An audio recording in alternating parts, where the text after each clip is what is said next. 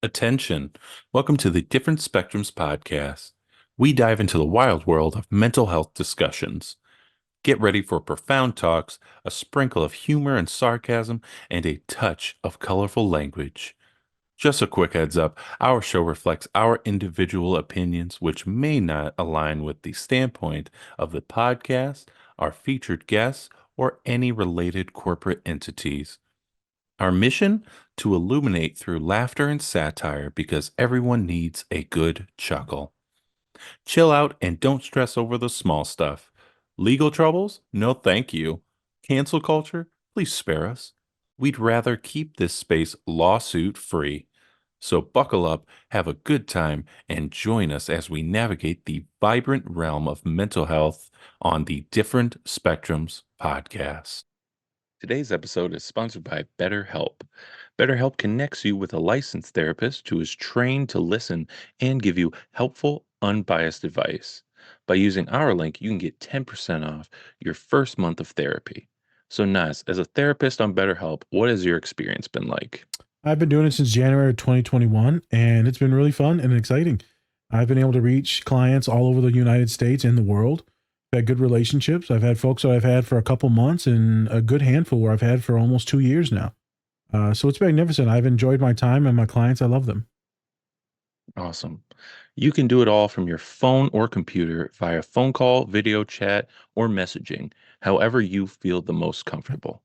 Let BetterHelp connect you to a therapist who can support you, all from the comfort of your own home.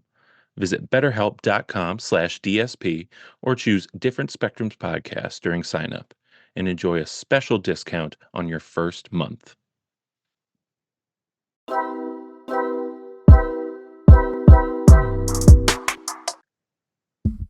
Hey everybody, we back again. Hey, we're back. We're live. I'm Spencer. Of course, we have our licensed clinical therapist, Naz. Dr. Naz. I also just realized that my Lego hand is not on the wall anymore. That's bothering me. Oh yeah, you took it down for Sammy. Yeah, we'll continue. Yes. Edit. Gotta edit that. Hey, remember, don't take us too seriously. Or do. It's completely up to you. There you go. Also, don't forget to run up those likes for us. We'd really appreciate it. So today, we don't have a show that we're covering, but we have two great guests that we're going to be talking to. They work with the Kevin Love Fund. Their names are Lucia and Bryanna. Welcome to the show. Welcome. Thank you. Thank you for having us. Yes, great to have you. We're going to be, diving deep into just your personal lives and your traumas. I'm kidding. We're not. I'm joking. We can We're do not. that. Oh, okay. Well, I mean, consent. Consent. But anyways. No, wait, if we're doing that, I'm getting paid. It's $150 an hour. Good thing this is only an hour, so $150 from each of you. Okay. All right. So we're going to be talking about your stories. Also, we're going to be talking about just you as athletes and how did you come to be with the Kevin Love Fund? Right. So we got some great topics. We're going to be doing some nice talking. Nas, anything before we get to the show? We're going to be doing some nice talking. Oh my God. So autistic. The other day, someone, real quick, because we won't have time for it for the rest, but I got to get this out because we don't have another podcast till Thursday. Or no, maybe next week. Someone tried to give me a hug and I said, please don't, because I helped them move, Spencer. I said, and he still hugged me and I had my arms like this, like, no, I don't want it. You're so awkward with love infection. It's hilarious. Let's get into this. So really excited about this series. It's a big pivot for us doing just straight interviews, but we're trying to promote like this really cool thing in K through 12 schools because we're trying to implement this in colleges. Me and Spencer have been tasked with some stuff about some police reform, specifically around mental health and like autistic related things. And so we're excited to start branching off into these things as me and Spencer in a partnership, specifically with Kevin Love. So let's have some fun. Let's do it. I guess this is when we're supposed to do the cutscene, but I don't know if we're having a cutscene. Whoop, whoop. Whoop, whoop, whoop. Okay. You guys got to say whoop, whoop now. Whoop, whoop. To me, it's so much more awkward because you went through that whole spiel. This is not getting edited, by the way. This is all in the show. This is all live. So, yeah. That was perfect.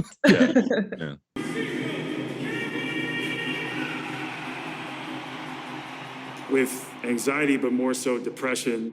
At any moment, you can fall apart, and that can be really scary as you navigate everyday life.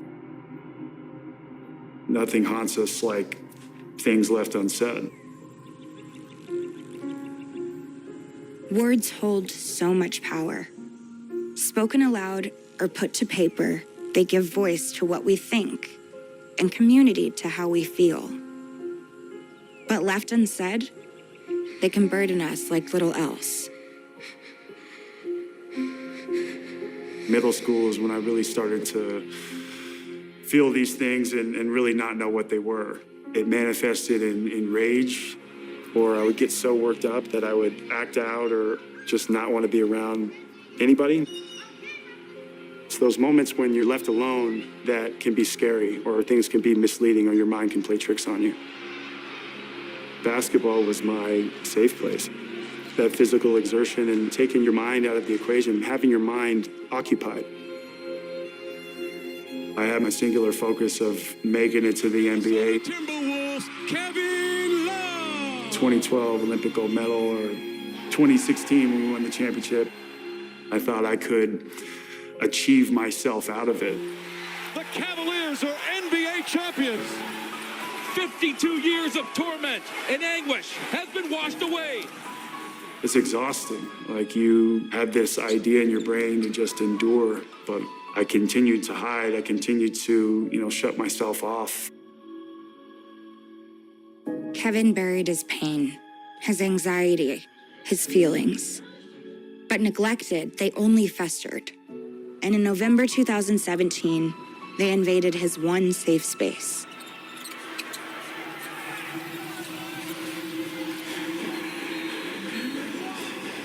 I remember we went through a few plays. There was a timeout. I got to the huddle, and that's when I felt something that I had never felt before. I couldn't catch my breath. I felt like my mind was completely out. I couldn't send oxygen to my brain. There was like 4 or 5 plays in the game where there was just no emotional energy from him. And it just was like nothing. Am I having a cardiac episode? Why can't I take a full breath? And why is my heart beating so fast? I really felt like I was going to die in this moment.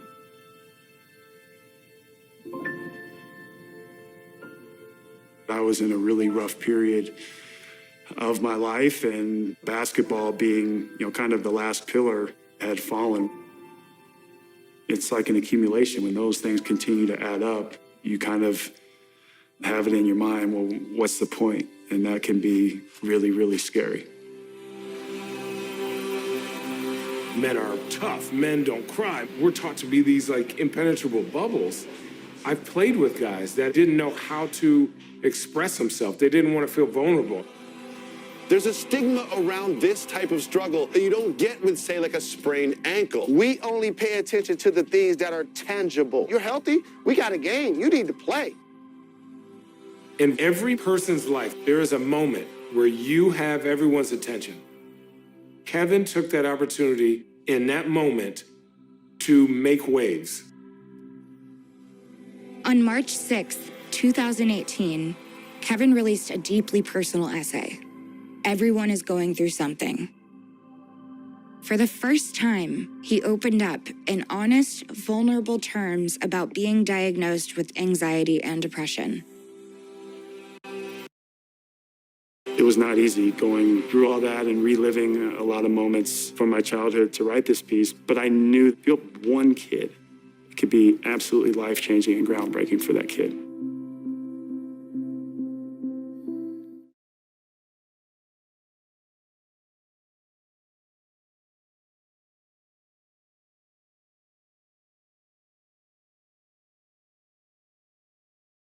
Hey everyone, I wanted to give a special shout out to our collaborator, Two Nerds Candle Company. Not only do they have great products, but they are also giving back to a great cause. You can tell that they take a lot of pride in making their candles. My favorite is Spock's Monday Coffee. They are also donating 10% annually to support Women in STEM, which stands for Science, Technology, Engineering, and Mathematics. You can use our code DSP or go to our link tree to get 20% off your entire order. We think that this company is great, and we think you will too. So go check them out. You guys are gonna make me laugh the whole time. I'm not even gonna be able to speak. Oh, my face hurts already. All right. And we're back. I guess we're back now. We're back and we're live. Yeah. What a great scene we just watched. Anyways, first we want to kind of get into both your backgrounds. Just how did you even get to Kevin Love? How did you get to the Kevin Love Fund? Also, have you done any sports or anything like that in your careers? Let's start with Lucia. Okay. Yeah, so I played collegiate softball at UC Davis. Okay. That's what kind of, I guess, started my journey to working with the Kevin Love Fund. So I had some of my own challenges with mental health. My story was actually very similar to Kevin's, where I experienced panic attacks. And it was something that was very new to me and something that I struggled with. And many athletes weren't really talking about mental health at the time.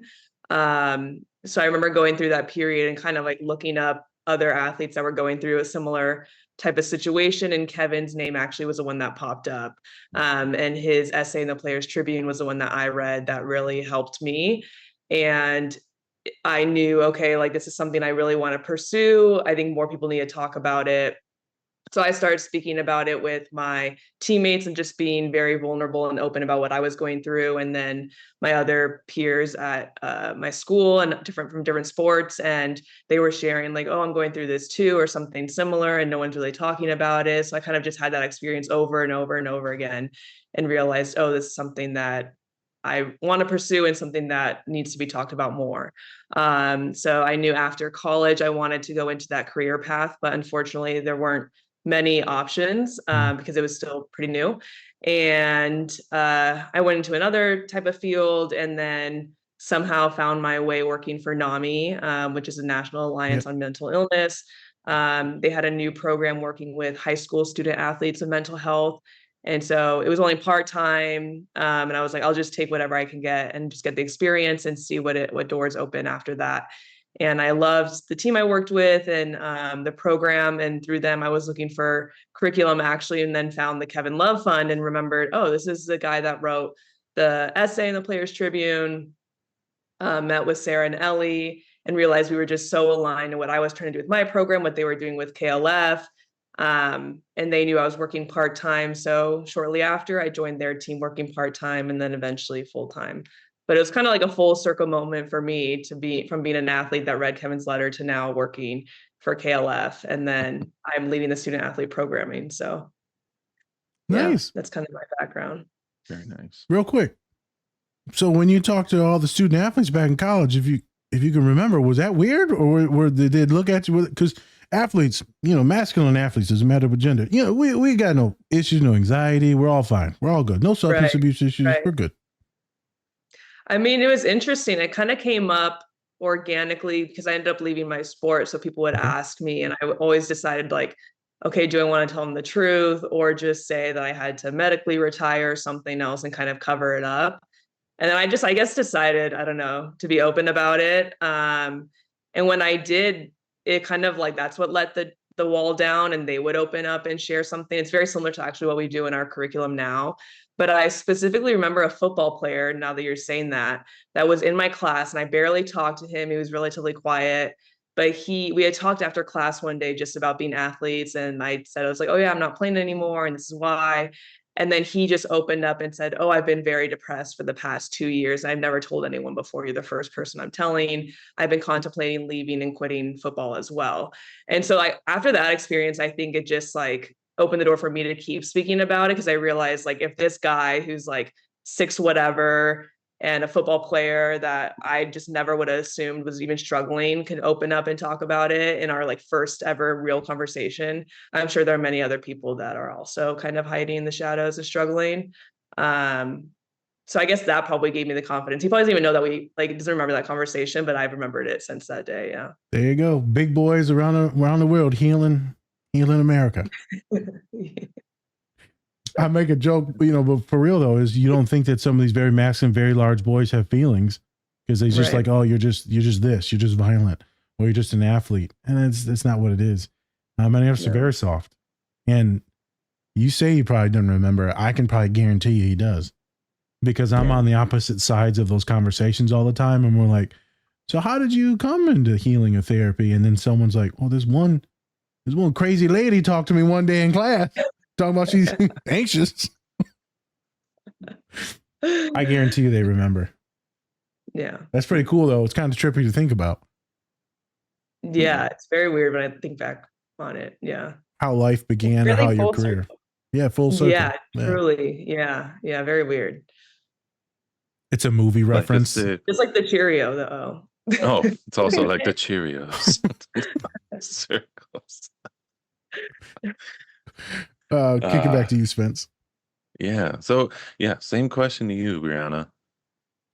So, so I was born and raised in Cleveland, and so I was Dramatic. always familiar with Kevin Love because I was a huge Cavs fan growing up. He helped us win the national championship with Sure LeBron. did. I just had to throw that out there because every Cavs fan I think would appreciate that, and every Clevelander. So I was always familiar with Kevin, and I was working with an after school program here in Miami. It was kindergarten through fifth graders, and I was connected to Sara and Ellie, our co-directors of education at the Kevin Love Fund. And at the time, they were looking for someone to pilot our social and emotional learning curriculum and just start our lessons with a group of students. Sorry, my cat. You're good. I love it. I love it. So I was part of the first group to ever do our lessons with students, which was really amazing. We did them with a small group of girls actually at an after school program in Miami. And then I was really just working part-time with the Kevin Love Fund. And then I transitioned to working as a mental health counselor in several high schools here in Miami because I knew I wanted to become an LTSW. So I knew I wanted to get some clinical experience. So I was working in a credit recovery school in Miami. So a lot of students would come to our school just to catch up on credits. And that was really an amazing and transformative experience for me. And I realized how many students really were in need of support, and all of the students who felt like they needed someone to talk to, and they didn't have that all of the time, and they didn't have that in their families, or they didn't have that in their community. And then from there, I started working full time with KLF, and I was really passionate about working internationally. And so my role for the Kevin Love Fund is to help with the international expansion of our SEL curriculum. I spent some time volunteering at a school and several schools and an orphanage in Kenya. And I think that was one of the best experiences of my life. But I think it also made me realize how really like the stigma of mental health just around the world. And that's what I'm really passionate about. So I just feel really grateful every day to be able to be doing the work that Lucy and I are doing every day. And then when it comes to sports, I grew up playing soccer, but I didn't think I was always really good enough, honestly, to make it at the college level. And I think looking back, I realized I did have some challenges with my own mental health when it came to playing soccer. I think looking back, even after Lucia shares her experiences, like I did have anxiety. I would have anxiety the weekend that we had games, or feel like I don't know if I want to play this weekend, or I don't know if I want to travel this weekend. And I think at the time I just thought, I think I'm just burnt out from the sport. I think I'm just sick of soccer. But looking back, I think I was really experiencing a lot of anxiety when when playing. And I think that, Lucy, honestly, you sharing your experiences, it helps me reflect and realize that because I feel so far removed from playing soccer. It's been so long, but the more you think about it, the more it helps you reflect on your own experiences. Bryanna's too affirming, bro. Bryanna's so affirming. We come on the podcast. She's just like, y'all are lovely. Y'all are so kind. I'm like, girl, stop. Thank you. We're terrible people. All right. Don't you lie to me. You guys are. Serious question though. So do you have anxiety doing all this cool stuff that you're doing, right? You're first one to start implementing the classes. Like you're going to Kenya, tons of anxiety, I assume, different country, teaching. Now you're supposed to do this pedagogy internationally and push that and promote that. That's a lot of pressure. I would assume that your hair's on fire. I think I feel excitement when it comes to expanding to other countries, but the thing that brings me the most anxiety always is definitely speaking in front of other people. I have a lot of anxiety when it comes to public speaking. Yeah, not this podcast, but Couldn't tell by your email at all. What are we doing? What is it about? What are the questions? Tell me. I need to know. I definitely want to be prepared. There are no questions. But I think our team just makes us feel so supported. Okay. Take some of that anxiety away. And I also always think about the students who will have access to our curriculum.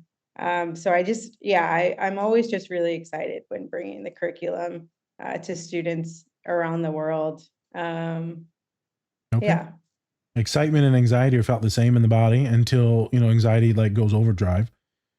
So definitely some of that. Also, it's your motivation when it comes to wanting to heal and protect others and some of your own personal story that we know, right? So that all kind of oozes in to provides this go get 'em attitude instead of this, oh my God, I'm going to run away attitude. All right. That makes sense. I just wondered because I'd be terrified if I was doing what you're doing. Anytime you're like supposed to promote or like, look, this is what we're doing at this place, but it's not you. It's the place you're promoting the place. It's just a heavy load. Yeah. Yeah. I'm like, oh my God, I don't represent the whole counseling center because my students will look at me like, they're all like you. I'm like, no, they're not all like me. They're much better than me. All right, Spence. Yeah. So the next question I have is, since we don't have a scene or anything like that, I kind of want to ask just, especially are there any things that really help you kind of regulate in certain moments that you're feeling different emotions, right? Like we were talking with Sammy Sullivan, who's a rugby player, won the bronze medal. She talks about how she loves building Lego sets like that. Like she is anxious, but she loves building Lego sets, and that really helps her with her anxiety. So are there any things that you like doing that, help you kind of regulate yourself in those certain moments? Right. As healers, you got to have something. Either first one to answer. Yeah. For me, at least, I think maybe because I played my sport for so long, I played like 14 years, I think. I have to just be active every day in some way. So I really like going on walks. That's like my new thing ever since I stopped playing. I think it helps to like just get outside, get fresh air, kind of like a meditation in a way. But then I also, so any type of that, like walking, working out, yoga, I've gotten into yoga lately in the last few months. And then I will say just guided breathing and like meditations on any app or whatever, that has helped me a lot. I learned that, I think, when I was going through all my panic attacks in college, and it actually really helped. And I think that's something that a lot of people and athletes are told to do, like just breathe, but you're never taught. And so that's actually one of the lessons that I'm helping create right now for KLF, to deal with performance anxiety and just any of those stresses in general, and specifically guiding the athletes through a guided breathing or meditation and teaching them how to do it. Because that's something that really, really helped me. So I still do that now to this day. If I'm feeling overwhelmed, I'll either go outside, go on a walk, or work out in some capacity, or I'll just literally sit on the floor and do a guided meditation. that's what helps me. You getting paid to teach people to breathe? That's a good job. It is a good job. In? Job. Oh, you're done. Get out. Next person. $150. $150. $150. I make jokes, but I mean, in actuality, it's one of the most important things that keeps us alive. And yet we all forget to do it when we're anxious. Most of us hold our breath, especially when you're holding back tears or big emotions, you hold the breath. Yeah. So when you're listening to his music, or sorry, prompted you for the thing. When you're walking, are you listening to music? Are you zoning out? Are you looking at the birds?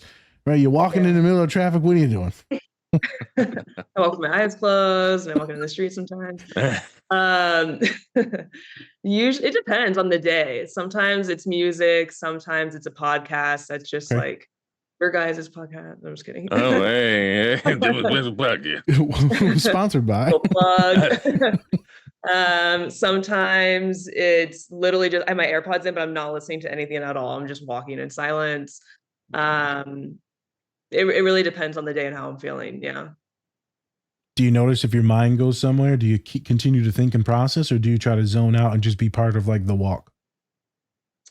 Sometimes I do it to process what I'm going through and just be moving my body at the same time because that just helps.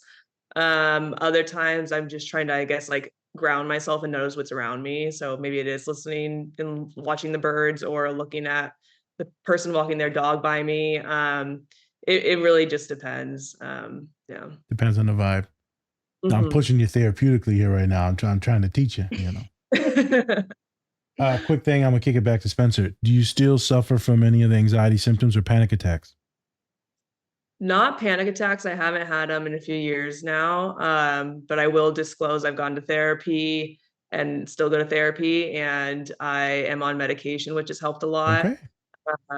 But I will have small moments sometimes where my anxiety will act up, but that's when I go on those walks or try to do the guided breathing and bring myself back down. There you go. Look at that. Another person in therapy. We a long way healing. for sure. We're healing. We're healing today. All right, Yes, sir. Yeah, same question. Oh, yeah, same, yeah. Go.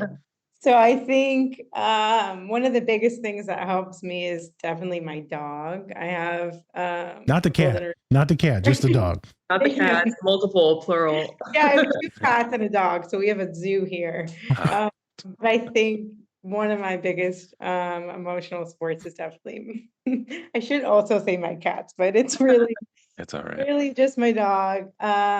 So I think just petting her, going outside with her in the backyard, taking a walk with her.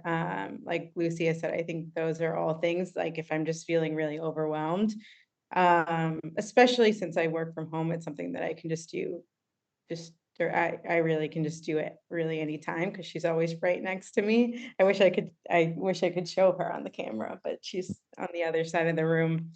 And then I love 2 other things that I love to do. I love going to see the sunset. I know I can't do that all the time, but it's one of my favorite things. I think it's just really grounding. It makes me feel really relaxed every time I'm just taking it in and taking the beauty in. And then also when I feel anxious, like when I feel like I'm about to cry, which happens a lot when I feel anxious.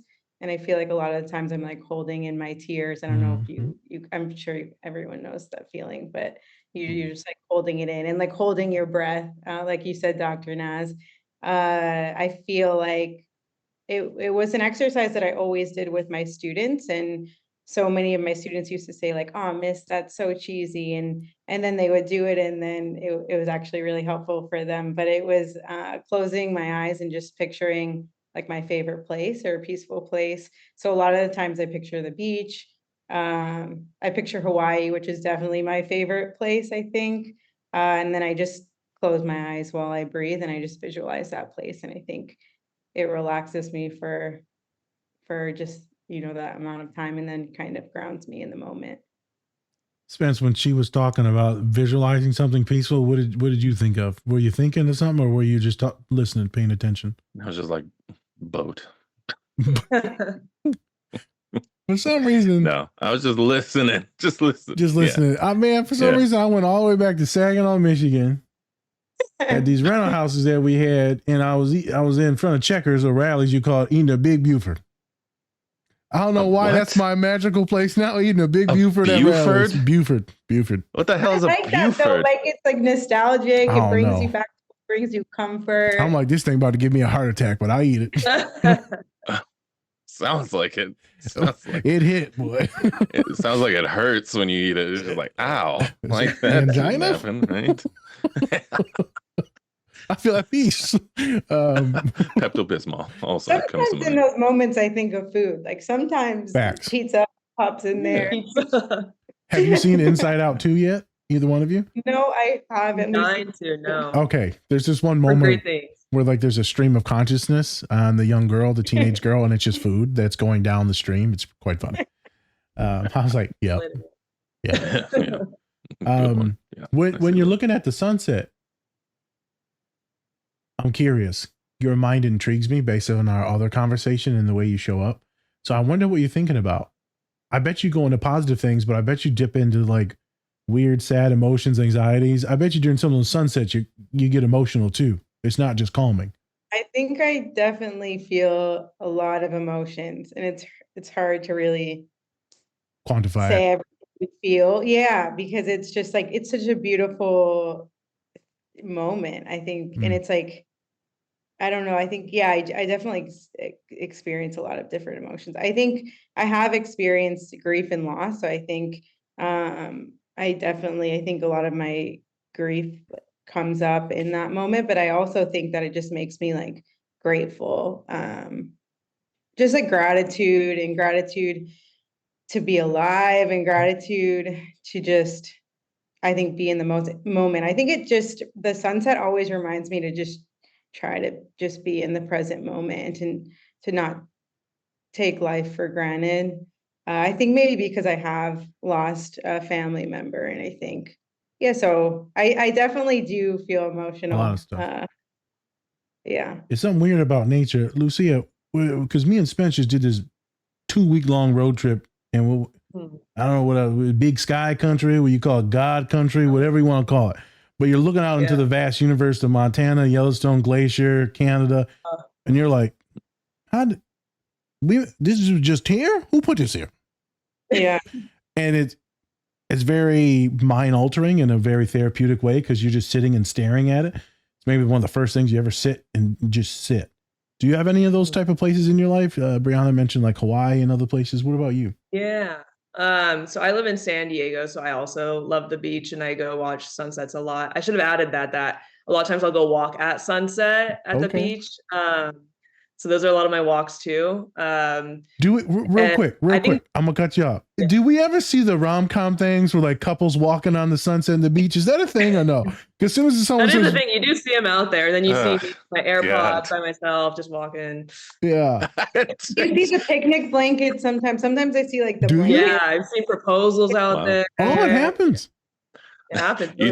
You just see these couples having these moments that you just see Bryanna just walking with Lucia just walking by themselves, just like, man, fuck these good moments. Like crying. Yeah. In their proposal video, like, oh hi. Yeah, in the background. Kevin, love fun. And then you just run away. Emotions. I picture myself because y'all are talking about these scenes, so I'm just thinking all these rom-coms that the society says, like, it's so romantic, long walks on the beach, right, on your profiles and stuff or whatever. And then I just see myself as Adam Sandler from Big Daddy, and I just throw the skateboard out there or the stick out there so they trip on it. I love that movie. I'm not a good person. Oh my God. I don't like love. I like Kevin Love. Well, you know what? We'll know as soon as you have a kid, they're just going to start eating ketchup. Oh, so. 100%. Yep. Eating ketchup and making their spit like touch the ground. I remember trying that for years. Tried it, never worked. I thought you meant trying eating ketchup. I was like, didn't work for you. Tried it for years. I love ketchup. I love it. Lucia, continue. Before the tism kicked over, continue what you were saying. The walks on the beach. I love the tangents. I feel that way a lot when I go to Big Sur. I love Big Sur, California. Just I don't know. Even water. If if you look in, it sounds so cheesy, and stuff, but it just really is kind of mind blowing. I don't know, like the endless just sea to think about that, or um certain hikes I've done. Like I've been to Kings Canyon, which is also in California, Yeah. and at the top it's just like, how am I, like it feels like you're in like Switzerland. I don't know. I'm like, how is this even in California, only a few hours from me? And like, how is this even real life right now? I don't know. I get those moments a lot, but it's mostly when I'm out, obviously, in nature. And Nature. yeah. There's some magical moments, man. Magical moments. Me and Spencer have seen some shit in the last few years. You're just like, how? And then I try to get him to go on a cruise ship. Me and some other friends. He ain't getting on no cruise ship. Nope. I don't know if I would either, so I'm right there with you. Yeah, let me just get on a boat in the middle of nowhere and with strangers. It'd be fun. Literally our worst nightmare. Yeah, it's the worst thing you could do. Can't go anywhere. Oh, well, you can go over the ship and then they won't see you again. Oh, great. Cool. Fantastic. I'll do that. All right, kick it back to you, Sounds like Spence. fun. For the next question.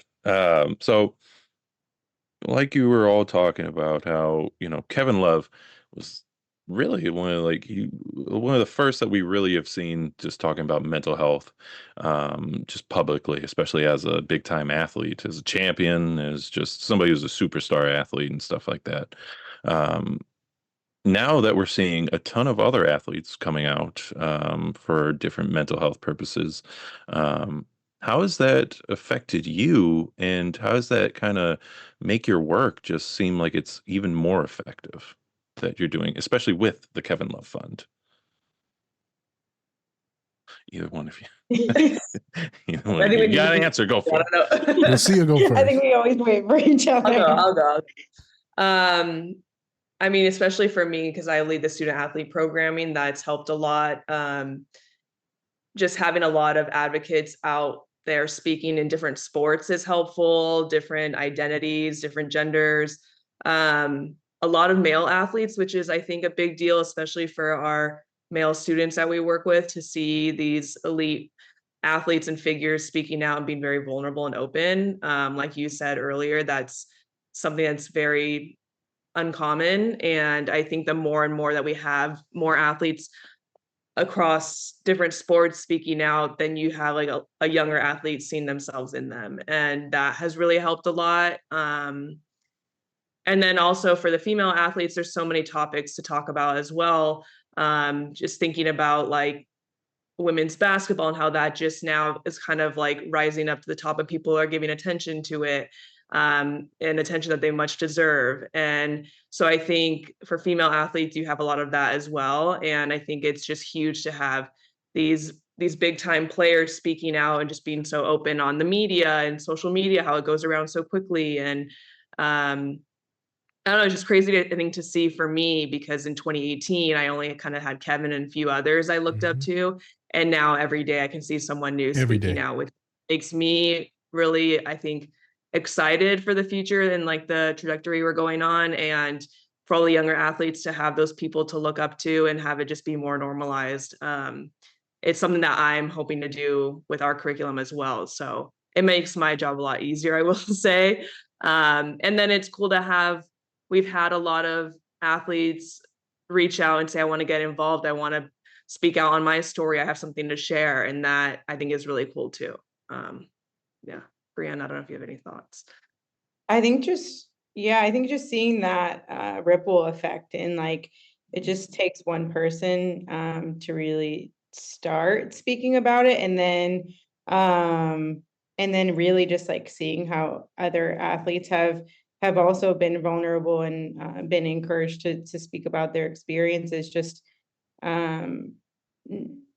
following Kevin, and also like just like that ripple effect of like how it can really, it's really just like spreads. And even like so we train a lot of teachers in our pedagogy and our SEL curriculum, and like I always think like just that one person that we're training, it just All it takes. it could, yeah, it's all it takes, and like all it takes to really even like save a life, because many of the students that they're working with will go to them for support, and Yeah, that's really how I feel. So I just feel inspired the more that we have athletes, and not only athletes, just people around the world just talking about mental health. It just makes us feel inspired, and it makes our work, I feel like, even more meaningful every day. And I know it's Lucy and I always feel this, but we're just always reminded about the reason why we're doing the work that we do every day. Goal and purpose, staying on mission to what your morals, values, and ethics are. And as long as you got a good supportive team and a good supervisor, then you can do, like, people don't usually just quit jobs. They usually quit supervisors and toxic stress, right? Facts. All right. I'm gonna try not to talk too much more because I know we only got like 5 minutes left. Spence, you got any other good questions? Oh, why am I so fast? I know. Time's just flying by. That's why we do 2-hour pods, because we usually do a full Y'all talk. just like, oh, an hour. That's too long. I know. Ellie's like, what are we gonna talk about? We're gonna find some shit to talk about, okay? we'll find it. Hopefully you can cut out our awkward pauses where Lucy and I wait for each other. No, we gotta It's a keep that. dramatic in. pause, What are you talking actually. about? It's intentional. It's intentional. Sure. Shut up. it's planned We want that. people to laugh. Yeah. we love natural silence on this show. Exactly. That's what our co-director of education always says. We're doing our teacher wait time. Like when we have silences, we're just doing our teacher wait time, and then someone just feels For each other. so uncomfortable that they're like, okay, I'll say something. They always talk. See me, I don't play that game. I'm like, I pick on the weakest one. You avoiding eye contact. Talk. You not raising your hand to talk. Yeah. And real talk. I said this to a group of students the other day at the Latinx convention thing I was doing. And I said, I'm manipulating y'all right now. And they're looking at me, I'm manipulating the hell out of you. Because I know if I pick on you by random, that makes you more engaged, because now you're anxious as shit. I'm going to pick on you. Where if I'm just like up there talking and doing like a presentation, you're zoning in and out. But as soon as they see me looking, they're like, oh my God. Yeah, definitely hated teachers like you. Definitely. Like, anytime I I didn't do my homework or something, and they just like all of a sudden they start picking people to answer the question on there. I'm just like, do it. Don't do it. Spencer. No. The dumb one in the corner, Spencer. Hello. Yes, okay. I don't know. Last question, dude. Yeah. So, I mean, what is the thing that you really want to get out of the Kevin Love Fund? What is it? What is the thing that really gets you going each day? Let's do Lucia first. I think I'm always going first. What's happening? Okay, Bryanna. You know what? No, cut it off. Yeah. Bryanna. I was ready. No, man. You're not ready anymore. We skipping over the darker skin folks. I don't appreciate it on this podcast. We pivoting. All right, my one side's coming up. My bad. Oh my God. Bryanna, go first. Jesus. I think what gets me going every day is just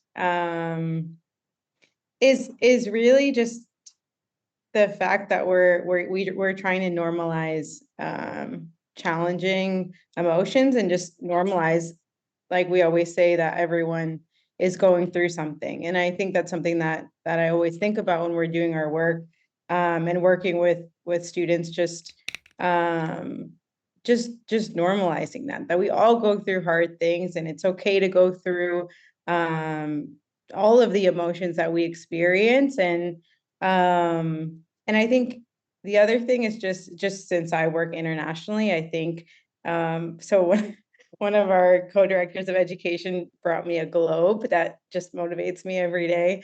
And so every time we expand into another country, I color off the country, and it really motivates me, because I just think of all of the students who will have access to our programming, and just the difference that they'll have in being able to express themselves through our activities. And if they didn't have some of those creative activities, then maybe they wouldn't have shared those stories. And one of our co-directors of education always says, when like students, that stories are a bridge to connect to other people. And I feel like yeah, that's what keeps me going every day. I don't know if I answered your question. Good enough for me. Yeah. Yeah. For me, I think kind of tagging on to what Bryanna said, our curriculum is free, which is something that is really important to me. Because Kevin and all of the rest of the team, the intention was to really make this accessible to anyone in the world, Yeah. any student, any teacher, any coach. And we have come across actually a few, not only schools, but since I'm working with a lot of teams, coaches at schools that don't have as much funding for their athletic programs saying, thank you so much for having these resources that our athletes can use. We don't have the budget or the money to bring this to our athletes, but it's something they really need.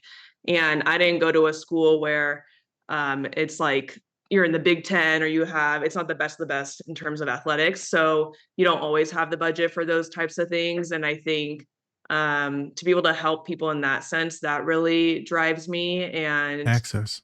And then I just think back on kind of personally what I went through and what I really needed back then.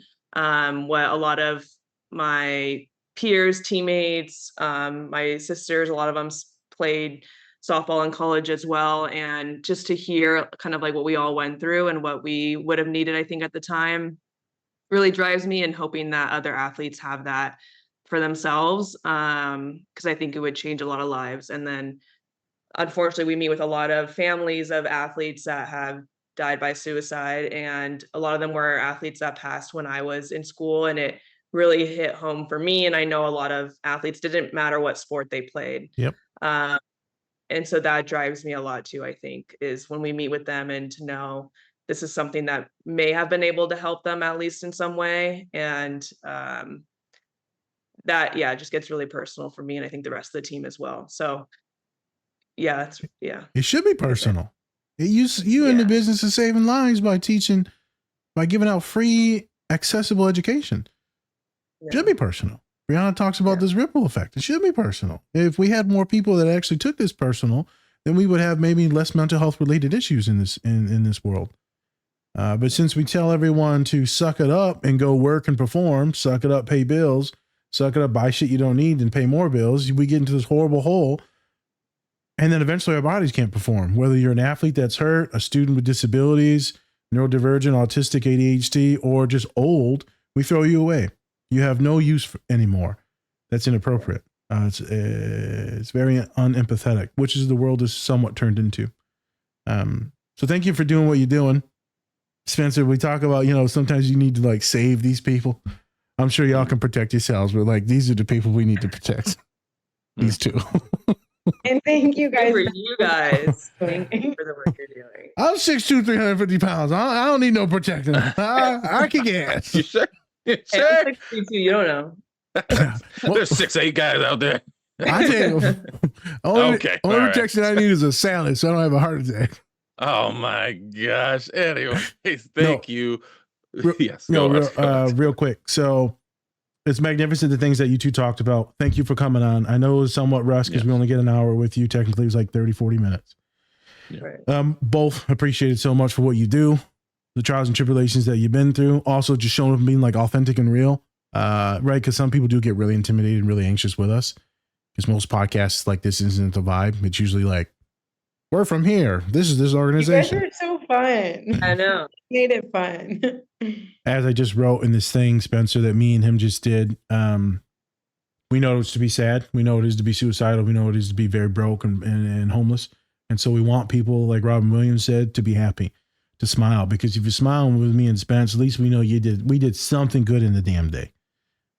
So some of this is me and Spence, and some of this is like, let's just trying to heal our little selves, like Lucia said. Thank you for being strong, awesome women. Appreciate it. Thank you. Thank you guys. Yeah. Anything at all you want to plug it all for the Kevin Plug or for yourselves? Kevin Love Fund, you, whatever. Yeah. Plugs. Go plug away. Yeah. There it is, awkward silence. Bryanna first. All right, there we go. We need direction. Yeah, I just wanted to say thank you so much. Yeah, thank you guys. This was so fun. And I hope everyone who's watching, I hope you guys also are smiling and it made your day a little brighter. I know Lucy and I were smiling this whole podcast. But I hope, I hope your guys' day got a little brighter too. I don't know if They get off screen. They're like, I fucking hated those guys. God, they fucking sucked. Wow. We're never doing a podcast with men again. Never. I think this is both of our first podcasts, so it was pretty fun. Oh, it's first to many. You guys have that honor. Yeah. We'll frame this picture. I think I would just like to plug that you can go to kevinlovefund.org if you'd like to sign up for our free curriculum. Okay. And then also I want to really plug the resources page. We have pages for both educators and counselors, and then one for students. If anyone's watching needs additional support, I just wanted to direct them there. It'll be hyperlinked on everything on every platform that we use. It'll all be hyperlinked. Thank you. Mm-hmm. All right. Thank you guys With so that, much. thank you. Thank you both for Hopefully coming talk on. again soon. Thank you. Nope. Never again. Never again. We'll never see you This guys. is Never it. again. This is it. Thank you so much, both of you. I'm Spencer. That's Nas. Different Special Podcast. Just lost my headphones. I'm back. Okay. Different Special Podcast. It's outro. Much love, everyone. And remember, take care of yourselves. Or don't. Completely up to you. Peace. All right. And we're back. We're back and we're live again. Super nervous because we've never done this before, but here we go. Round 2. Yes. Take 2. Round 2. Today, on this part of the podcast, we have a new set of guests. They are the 2 directors of education for the Kevin Love Fund, which is a nonprofit that is inspiring people to live their healthiest lives by creating equity between mental and physical health. Please welcome Sara and Ellie to the show. Hi, thank you for having us. I'm sorry we forced an intermission upon you with this podcast. No, that's fine. That's fine. It's okay. We got to get to know some more people from the Kevin Love Fund. So, it's great people, great women. So they know all of us. They were magnificent. We're a great team. Yeah. Yes. For sure. So let's just dive into it. Let's just get to it, right? What is the Kevin Love Fund? What is it all about? What was that thing? I don't know. What is Who it? is that guy? Yeah. Ellie, we'll just kind of go back and forth. We share the same mind at this point. You started, Sara. You started. We always kind of open our mouths to talk at the same time. Well, the Kevin Love Fund is something Ellie and I were both very lucky to be a part of because he, for those of you that don't know him, is a professional basketball player. And in several years ago, was it 2018, I believe, he had a panic attack on court in a nationally televised game. And it was so public and so difficult for him. Like the hardest moment of his life, or one of the hardest moments of his life, was nationally televised. And he had the option of kind of putting a spin on it and saying it was something else, or being really honest and brave and vulnerable. And he chose to do that. And he wrote an essay about the struggles he was having with anxiety and depression, and that he felt were kind of building since his middle school and high school years. And he published it in the Players Tribune. And the outpouring of support that he got after that piece was published from parents of athletes, from students all over the country, from adults, and not only athletes, but regular people all over the country, saying, wow, I did not know you struggled with that. Someone who seemed like they had everything that they ever could have wanted in life. And people would say, that makes me feel better with my struggles. Parents would say, I wish my children had known that, because it would have saved their lives. I mean, he got a really emotional, overwhelming response. And he was inspired and decided to create this fund. And Ellie and I were lucky enough to be chosen as the experts in education to come on. As we could tell you our background later, but we both had teaching experience and years of education as well to match that. And so we were brought on as the leaders in education to help him write lessons, to kind of put the little psychology nuggets and lessons, social emotional learning lessons that he wished he had had earlier, into the classroom, so that students could feel like their emotions were welcome there. And we took those little psychology nuggets. We met with also scientific advisors, psychiatrists from Stanford and psychologists from UCLA, and we all kind of sat around the table and discussed which those lessons should be and then matched them. Ellie and I kind of had so much fun just matching them to creative activities and throwing in expert and guest artist videos where people speak directly to the students. And that's how the curriculum was kind of born. So Ellie, I'll let you kind of piggyback off of my big picture overview, but we were lucky to be the education people that got to come in because we were surrounded by a lot of experts and got to be a part of a team that we were really proud of. I could just listen. I'm just going to listen to Sara talk about it. I'm hearing her. I'm like, let's just do an activity. I'm like, that sounds like a lot of fun. I don't know if you guys I don't know you very well, but I'm going to take a guess that you two believe in serendipity. Is that something that kind of like the alignment of things or like timing kind of fitting together? Well, Yeah. I believe in serendipity. And, the sort of serendipitous thing, one of the things that happened was that, when Kevin shared his story in the Players Tribune and he was so open and really vulnerable in a way that I think we see it more now. But when he did it, he was one of the first really public figures that was talking about mental health, especially I think in athletics. And so that outpouring of support, was so enormous because people felt like because he shared his story, they felt like, oh, you kind of showed me that I'm allowed to tell the truth about how I feel. And I had been doing for the previous 6 years before he shared his story, I had been part of a larger research team at the University of Colorado. And I had left my teaching job in Wisconsin and joined this big group of researchers who was looking at what we could do to make schools into places where kids feel like they don't have to hide if they have an emotion that's that they're struggling with, or if something's happening in their life that's difficult. We have been looking at as a team, what can we do to kind of open up the door to students to say, like, whatever it is that you're going through, you don't have to pretend. Like, you can be yourself. You can bring your whole self into the classroom. And we were looking at what we could do, and what we were finding was that, because schools have been around for such a long time, and the kind of the I wouldn't call it a rule, but the norm has kind of been that school is a place for thinking and not really a place for talking about feelings. So most of us, teachers included, most of us feel like, okay, I'm coming into school. I'm going to leave my emotions in the car. I'm going to put my emotions in my backpack. And like, that's kind of the messaging that a lot of us had growing up. And so we were finding that modeling vulnerability in the same way that Kevin did in the Players Tribune, that was the thing. That was the way to change the culture of a school.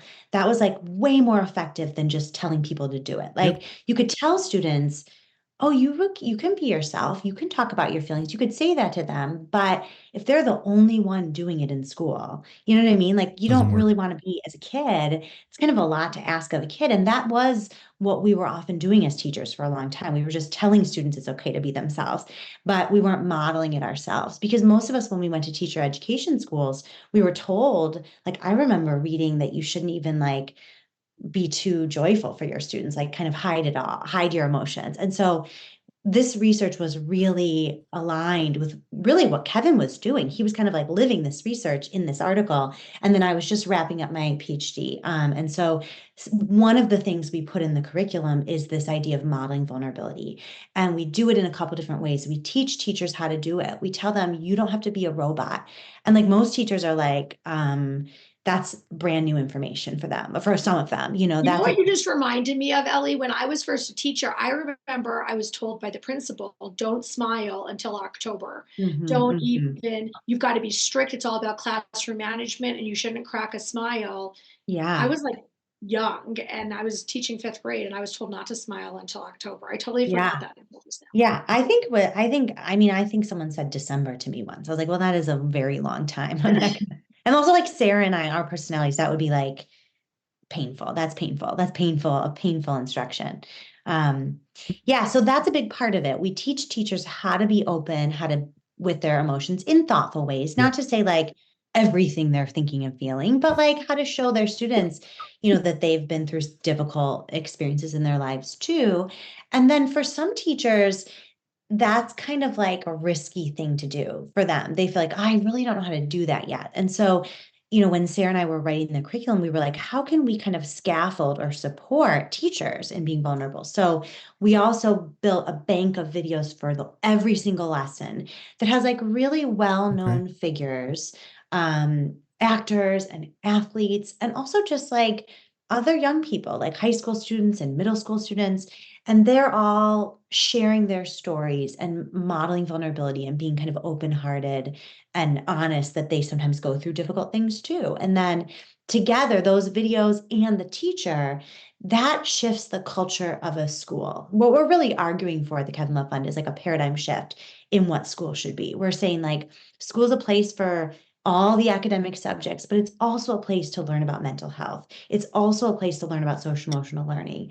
And it's also a place where you can be yourself, all of you as well. And feel connection with the adults around you and the other students around you, whether it's a coach or a counselor or a teacher or your classmates, to feel that connection. So this is going to be some jokes. We're going to take a quick pause and I want to insert some jokes. I need to make sure this is very clear. Like, let's lighten the mood a little bit. No, that was magnificent. But you said so much funny stuff. First, Spence, when she goes, you know what serendipitous is? I'm like, let me spell it. Wait. I said, use it in a sentence. There we go. And then my next thing was spell it. It wasn't a vocabulary quiz. You can Google it. You're allowed to Google. I wanted to know if you believe you believe in it. I don't even know what the fucking word is. How am I supposed to believe it? Oh. Do you believe in the word you don't know? I know. Believe in the word. I know. In the word. Oh, we're preaching Jesus now. Okay. I'm joking. I'm joking. I hope my definition was good. You're good. How did I define it? I said, no, it was really good.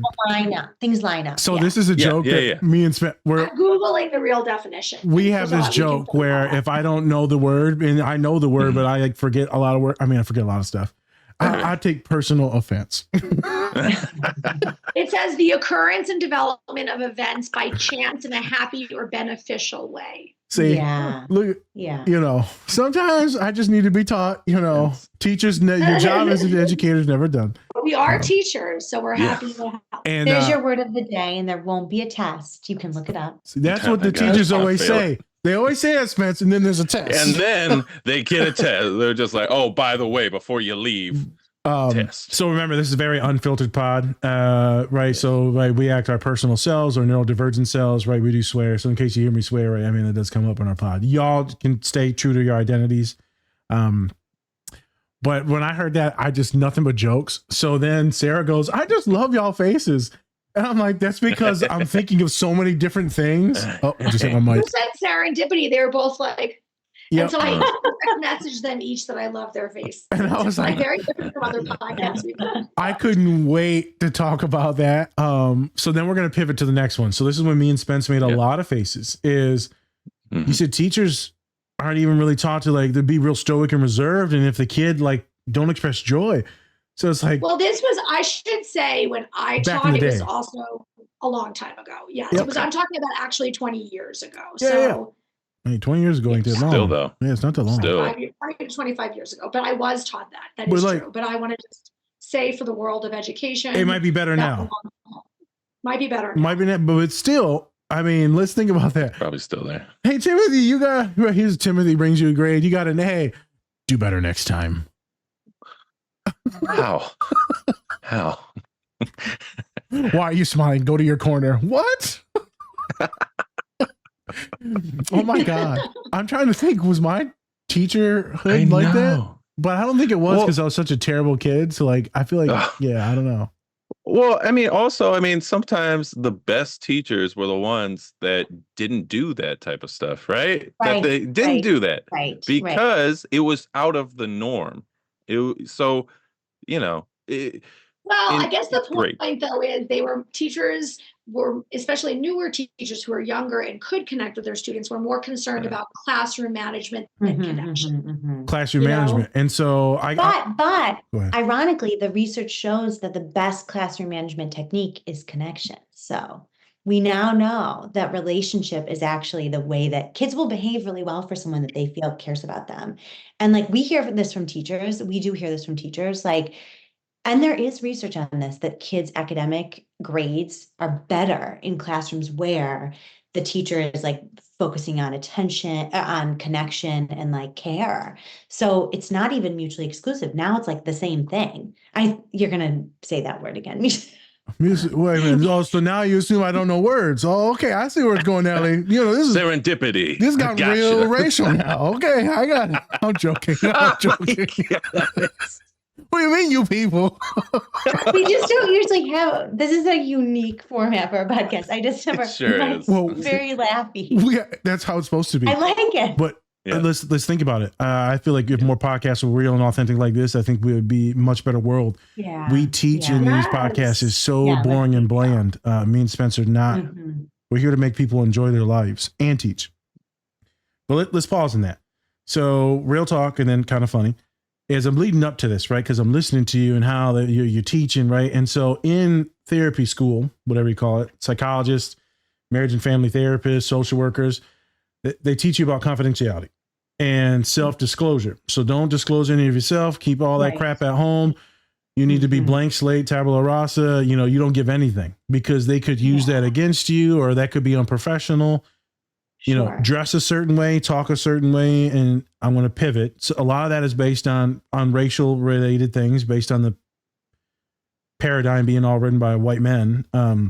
Yeah. And so what we do is we exclude so many people, and you can't be real. And so folks like me or Spencer or many of my other fabulous colleagues, women, doesn't matter what gender, ethnicity, race, they can't be themselves. And when the student knows you're not yourself, then they don't heal. And so the statistic is, and the research is, it doesn't matter what type of therapy modality you use, cognitive behavior, ACT, solutions focused. The number one most important thing for outcomes is connection. Mhm. So if you're saying that the education is based on connection and the therapy room is based on connection, which increases outcomes, then like, why aren't we teaching this more? Why aren't we pushing this more? Because we're talking about, maybe this was mentioned like in one of my classes. Someone like me latches onto that because then I'm not anxious now about how to memorize all these damn things. I know just to be real and authentic, and we're going to have some good outcomes. I need to know the material so that way therapeutically I can create the right intervention. And so that's what I was thinking when I was listening to you two and then looking at Spence, because this is why people affirm us on the podcast, because this is very authentic, very real. Yes. Yes. And that's what we're driving for. And it sounds like that's what the Kevin Love Fund is about, is authenticity, to be your vulnerable and real self. But you're not telling the teachers to go and be like, well, so I hate my husband, Right. They're not Well, telling here's the kids the that. thing. If you like had a bird's eye view into our trainings, those are the things we're talking about. We're saying, look, especially psychologists and school counselors and social workers sometimes are saying to us, we're taught not to do this. We're taught not to disclose any personal information. And we say, like, well, we disagree with that. So you're not just like Ellie says, a puddle on the floor, Mhm. but it's age appropriate and intentional sharing. That's kind of the key. You're talking about something that happened in your life in an intentional way, meaning if you know your kids are struggling with anxiety, you can talk about the anxiety you felt in your life. You're doing it intentionally and age appropriate. You're not going to what we sometimes share in our creative activities with other adults in a training is not what we're going to share with the 6th grade classroom. Nope. So yes, so we kind of are. And I always say, like, bring something into the classroom that you've already processed in a different setting. So like if let's say you've gone through an experience of loss, I would not have the first time that you're kind of like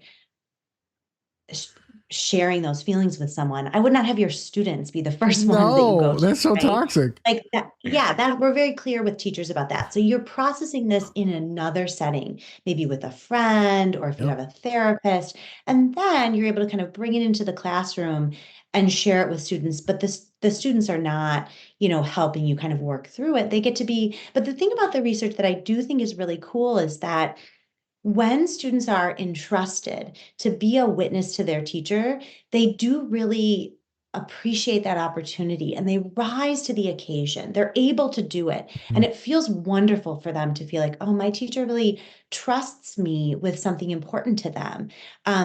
But you can tell if the teacher is like coming to the student and this is their first time like working it out.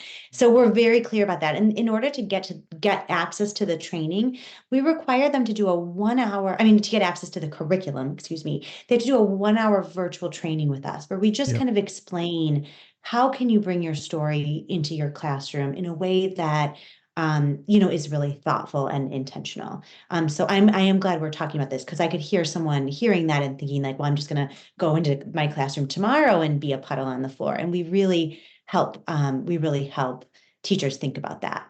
I can hear the pushback as being this is not my voice. This is the voice of other mean individuals. This is soft. You're teaching kids this stuff soft. This is soft. You're teaching kids, know your role. You teach them mathematics and writing. This is what you do. And the other pushback is going to be, well, now you got teachers being too vulnerable and they're taking away from the curriculum. They're putting it more on themselves. And then I know other pushback is, now I got to be nice to these kids or like empathetic with these kids or like, and care about their social emotional stuff when I already got to teach them and like handle the parents and I got my own stuff. So what you're asking is a big ask, but technically it heals everyone just by being a little bit more real, authentic, kind, and listening. We're not asking people as therapists, because this is the difference. You'll have people that will say the therapist literally made the session about themselves the whole time. Like they're in there processing their own issues. No. So when I give my big boy speeches to my students, which I just did, Spencer's seen some of them, right? I'm going to cry in them maybe once or twice. The one this past weekend with all these wonderful Latinx students. And we're talking about education, moving forward, anxiety, stress. And I get choked up and I cried because of my best friend's kid. Spencer knows this. We thought that his baby had cancer. And she had a little trigger warning. I'm sorry, too late on that one. Geez. But she had this lump on her head and it was terrifying. And then the insurance through TRICARE, the military is terrible. It was like 3-4 months before we figured out it wasn't like dangerous. And we're all neurodivergent, autistic. We're all overwhelmed. My father, it was horrific. Even Spencer was like, Jesus. Yeah. And so I cry in that moment, right? I can feel it right now, but I'm more grounded right now. And with the students, I was like in the story. And they see that. Yeah. And they see a big boy crying. I'm talking about this because you're going to hit emotions. You as students should be able to know it's okay to express emotions and have love and family and connection. And so I process it with them. And then we start sharing their stories because as we know, people of color, our cultures, our ethnicities, our races grew through storytelling. It's all about storytelling. We didn't have no books. It's all storytelling. And so this is how we relate to folks. So this is why I really love when Ellie and you start talking about this, the first meeting is through storytelling, which is everything they told me I was actually doing bad in college when I was in my master's program. Then I get into my internship, my second one. And she goes, you're the best intern I've ever had. The students love you. This is amazing. Your outcomes are better than anyone. Now I do these speeches at Purdue University and across like everywhere else in the United States. They're like, you're magnificent. They tell me and Spencer, we're magnificent. What's the difference between me and them? Right. The difference is that we foster connection, kindness, love, humor, authenticity. This is why we wanted to sit down with the Kevin Love team. And it just happened that Spence kept poking y'all to talk and to hit us up on Instagram. And then we watched that Spider-Man thing. So I know, Spence, you got more questions, but I do want to eventually get to the Spider-Man thing before we get out. Yeah, of course. Yeah. And I'll go towards the next question I actually have for both of you. It's, since you both are directors of education, would love to know, what is the future of the Kevin Love Fund? What does it look like to you both? Maybe it's the same, maybe it's different. I don't know. But yeah, I would love to know, what do you think is the future for the Kevin Love Fund? Global domination. Sally? You share your future and then I'll share mine. I bet it would be this similar. Mine is actually I want to call back something that Dr. Naz was saying. Is it Naz or Naz? Naz. Naz. I'm a New Yorker, so the A's come out funny. Okay, Naz. You said that you could hear in your mind the pushback that some teachers would give. Yeah. One of the other pushbacks that we hear or concerns that we hear is where I feel like that I like seeing the future go, which is sometimes teachers are scared not to have the kids lose respect for them if they hear them share a story, or like over feel they're just friends and not not listen to them, Yep. but they're worried that if a student shares a vulnerable story, what are they going to do with it? If the student gets overwhelmed, what are they going to do once this story is in the classroom? X. Is that going to cause something that they can't contain or control? And so we've really put effort into the way we've written these lessons and the way we train to explain, like, it might feel risky. Even as a parent of two teenage girls, I remember worrying about people talking about certain things because I thought, oh, my kids, I don't think know about that yet. And I don't want them to learn about this, whether it was like self harm or something. And then, of course, my children, my daughters knew about it. And I would stop one daughter from watching a TV show, but she was just seeing the edits on TikTok, the exact scenes that I didn't want her to see. As a teacher, I was scared sometimes of bringing something into the classroom that maybe I would make something worse by talking about it. And so I think what we've learned in the years we've done this now we have over 75,000 kids getting this curriculum, is that the stories are already there. The risks are already there. Kids are really struggling. And us empowering teachers to begin, and counselors and coaches to begin this conversation, just makes the days that students are in their school for 8 hours feel a little bit safer, feel a little bit like there's a trusted adult I can go to when things get really rough for me. So I don't know if that answers your question, but I just want to, I'm very hesitant. I'm the most like cautious person on the team of like saying we're going to reach 1 billion people or we're going to change Right. the world. But I do want to change the world in that way. We're also in 15 different countries. So we're doing stuff in India with kids who have never really talked about social emotional learning, and refuge, like a recovery camps in the Ukraine, where we're working with kids who have just been through the worst experiences of their lives and are still going through it. So that's my hope for the kind of future of the Kevin Love Fund, is that we continue to help shift that dynamic in schools and in after school programs, and when young people are with trusted adults during the day who are responsible for their well-being. That was a long answer. No, that was No. magnificent.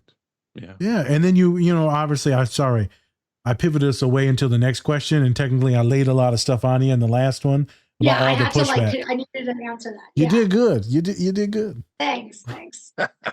I think that, Sarah and I we really share a big picture kind of dream. And I think that, Sarah always says when we give our kind of like introduction to the curriculum, like there's so much mandatory learning, like students are still memorizing historical information that they could look up on the internet, which, listen, I'm not saying that's not a good use of time, but it's like, when you look at the CDC like statistics on anxiety and depression among young people right now, it's like there is a real school for me, and I think we all feel like this at the Kevin Love Fund, like it's a real missed opportunity if we're not also giving them like a true evidence-based toolkit. Like we already have the data on the things that make people feel good. We know what promotes well-being, what promotes connection, what creates belonging. Like we actually know what does it.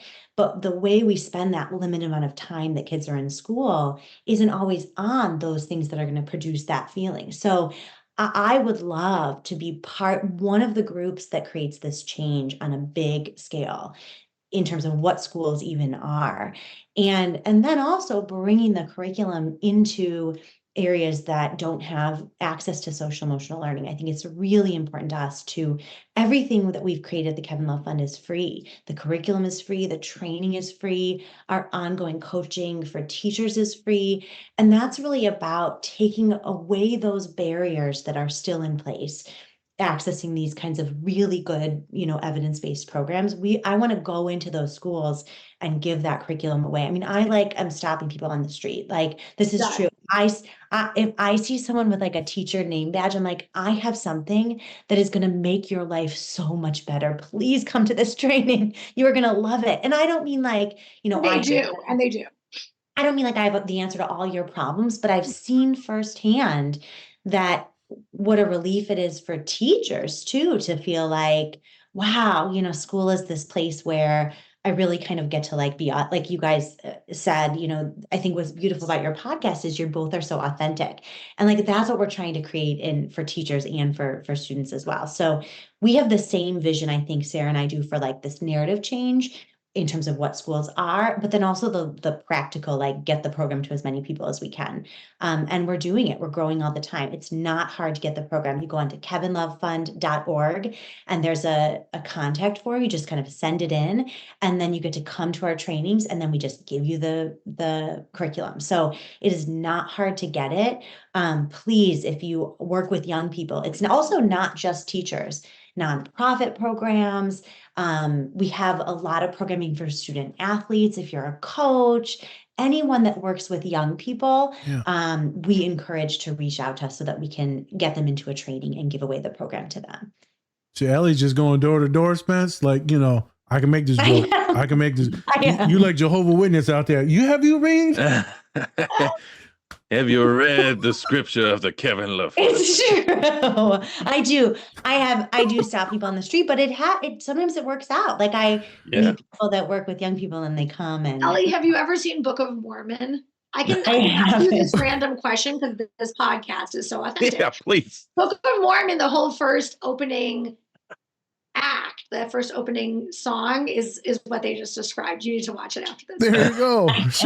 It's also created by the South Park guys. So. Yeah, exactly. Oh, there you go. Yeah, so it's real funny. Yeah, I was gonna say it's gotta be funny. Yeah, if it's them. Very R-rated, and it was also made a long time ago. So I don't know how politically correct it is now, but it's it is. They're still not. So yeah, no. But so the next funny joke is she's like, you know, you just sign up on this link and it's all free, and then like, you know, we're gonna fix you. And I'm like, this is a cult. This I've heard this before. I've heard this one. I know what she's going to say. She's going to say, we're not going to fix you. The message of the curriculum is that you are not broken. That's the message. We're not going to fix you. We're going to show you that you're not broken, just as you are. Just as you are. I knew I was going to say that. When I heard him say the word, we're going to fix you, I was like, nope, that's not like that the opposite. That's the opposite. If you pay $9.95 for each level. Each level. You got it. Yeah. You got it. You know, it just quantifies. How many levels are in the Kevin Love Fund? It's all free. $0. $0, and you walk away feeling like you're not broken. It costs you nothing. Can I just put in one more plug for my infomercial? The Surgeon General of the United States of America created like a toolkit to help solve the loneliness epidemic. Okay. He was working with another organization. They created like some solutions to this loneliness epidemic. And because we see such significant shifts in feelings of belonging, our program was selected to be one of the programs that they're offering local governments to solve this loneliness epidemic. So it's not about people being broken. We're not going to fix you. Yep. We're going to fix like this societal issue that we have. That's causing us to be lonely. Open with each other. Yeah. And I always say like a story is a bridge. Like I loved the way you were saying that earlier, like the power of storytelling. We see stories as like a bridge between people. And that's the solution. Nobody's broken, but our system right now is not working for everyone. And we think that one of the solutions, maybe not the only solution, but one of the solutions is sharing our stories with each other. Yeah. Being real. For $0. I just want to make that clear. Zero. The joke made it sound like it might be $9.95, and I really don't want anyone to get confused. You know, she's like, strike that $0. No, they're a that's nonprofit. Kevin's gift to the world. You know, That's Kevin's gift to the world. Kevin's gift. We always say that we feel like I'm referencing a lot of very old movies today. I'm sorry, but we always say that, or I say that I feel like it's Willy Wonka's golden ticket. You know, like it's nice to work in a nonprofit where did everyone die? Giving this away. No, like me, the children open up the chocolate.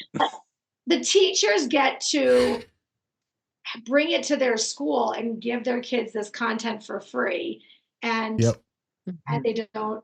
Yes, and we only help people. We don't pull them into a crazy chocolate factory. Yeah, that's right. That's right. And then Ellie, I gotta tease you because you react really strongly to teasing. She's like the Surgeon General. The Surgeon General approved us. It was like, oh, because the government hasn't ever harmed its people. Okay. Oh boy. Completely. Oh geez. She's like, I'm not Oh touching it. no, she's like not doing it. Not doing it. Completely joking. I just Now, enjoyed you guys, teasing this Ellie. is the funniest visual I've ever seen for any podcast. Ellie and I have done a lot of podcasts. This one's unusual, and the faces are hilarious to me. So Ellie, Yeah. I have this thing with like people that are honestly really, really, really awesome, like just the kindest humans Like that you her. should protect. Those are usually Yeah. the easiest one to tease. Oh.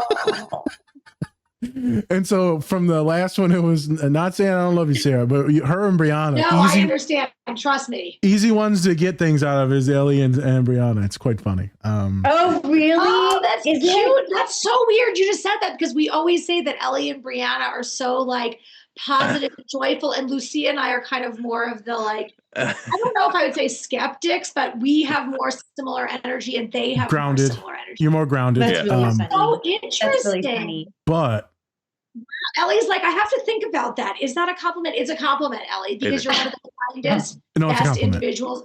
No, I it's a used to compliment. call her Mary Poppins, another old movie that I'm referencing. I don't know what to say. It's Mary coming Poppins, out.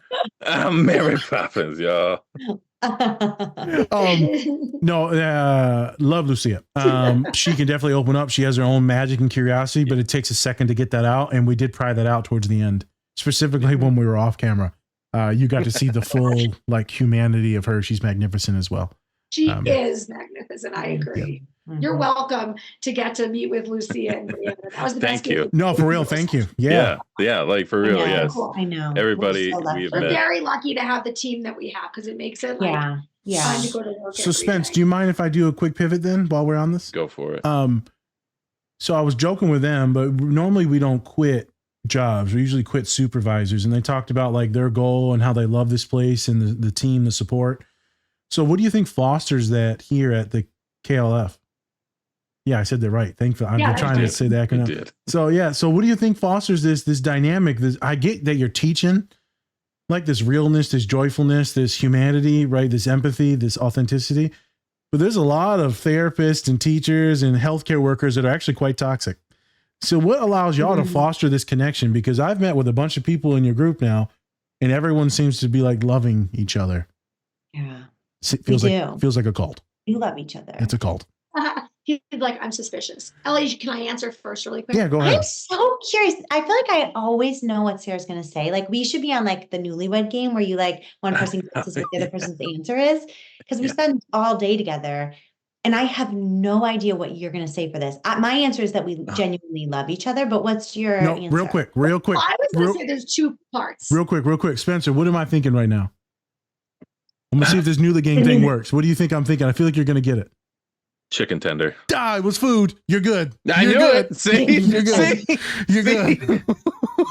All right. Sorry, I Sarah. was going to give a two-part answer. I feel like a little bit like I'm up, in debates, the politicians don't really answer the question. I promise I'll answer it. But I want to say, first of all, one part of it in terms of the curriculum part, and then the other part in terms of our internal staff. The curriculum part is that we're not forcing this curriculum down anyone's throat. It's not mandatory. Yeah. It's people that are coming to us. So the people that are delivering the curriculum are like awesome teachers and counselors and coaches that want to do good. So I think that's part of the gift of it, right? Like this isn't a mandatory curriculum where whether you want to teach it or not, you have to, like you do with core subjects, for instance. These are teachers that are coming to us because they already kind of do this work and believe in this. That's A. In terms of our team, I once heard an actress say that like once you reach a certain level of success, you get to go back to the well and pull the people that you loved to work with again. And our executive director, I think, had done that.